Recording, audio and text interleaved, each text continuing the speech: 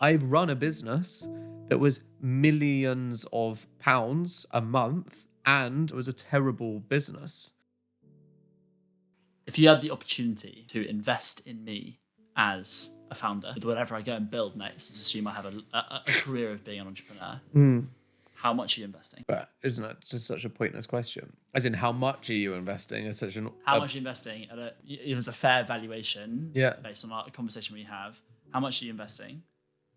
And then I'll ask the follow-on. Okay, so 50k for angel check, yeah?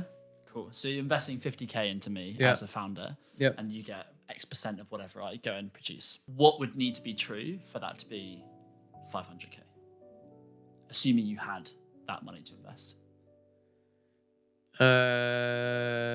You took a course on capitalism and burned up your socialism book.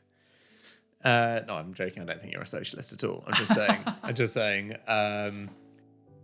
With you, I'd need to know there's a fundamental, true and authentic belief behind a 10-year vision for something that has a legitimate business model with legitimate margins that were a byproduct of you doing the thing that you're interested in, if that makes sense. So if you found a space that had good margins inherently, when I started Heights, one of the things I did when I was looking at what business to do is the business had to have margin. Why? I've run a business that was millions of pounds a month and we had over 1 million users on our app and fuck all margin. It was a terrible business. I've made the mistake of having a really big successful business that makes no money. Lots of revenue and no profit. So I've literally learned the massive mistake of thinking that what you're doing is brilliant whilst actually not confronting the reality that it's pointless. If there's no margin, you can't make your customers happy. If there's no margin, you can't pay your employees. If there's no margin, when something goes wrong, you basically shut your company down and all that hard work goes away. So I've learned the hard lessons there. I don't think you're ever going to be that type of person. So what I'm saying is you need to follow a space that you'll be passionate about, happy to work in, happy to build in, work with great people around you. And inherently that business space has the margins and the opportunity to support it. I think that would be the right thing for you. Because honestly, everyone who's it's purpose, it's this, it's that. It is all those things. And all of those things are more likely to come to fruition if there's some margin to run the business with. All of them.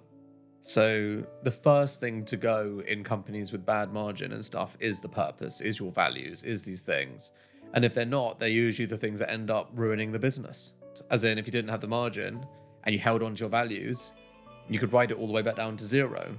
Or you might have to save the business, but the thing you have to do is change your values or go against your values. And most people will choose to do that because you'd rather do that than end up with no business. And so both of those realities get mitigated if you start a business that has actually a good business model. Then you don't start to find yourself completely compromising your own character, your own desires, going to sleep at night, feeling like you're kind of doing a dirty trick on yourself. All of those things. I had a guest on Secret Leaders and he said something great. The founder of Ella's Kitchen, who made the baby food, who had a £100 million exit. He said, double your costs, half your revenue, and triple your supply chain date. It's obviously for physical product. And if you still have a business in there, go for it. And I thought that's actually spot on. Might be more relevant to a physical product business in general, but halve your margin, double your costs. As a practice when sifting through ideas. Yeah, because everyone puts something on paper and they're like, look, I can buy this at that and sell it for that. And you're like, well, yeah, when things are great, you can, but when they're not great, business goes out of business. So you need to actually look at it all worst case. And if you can still have even a sliver of margin in all those worst cases, you actually have a really good business opportunity here.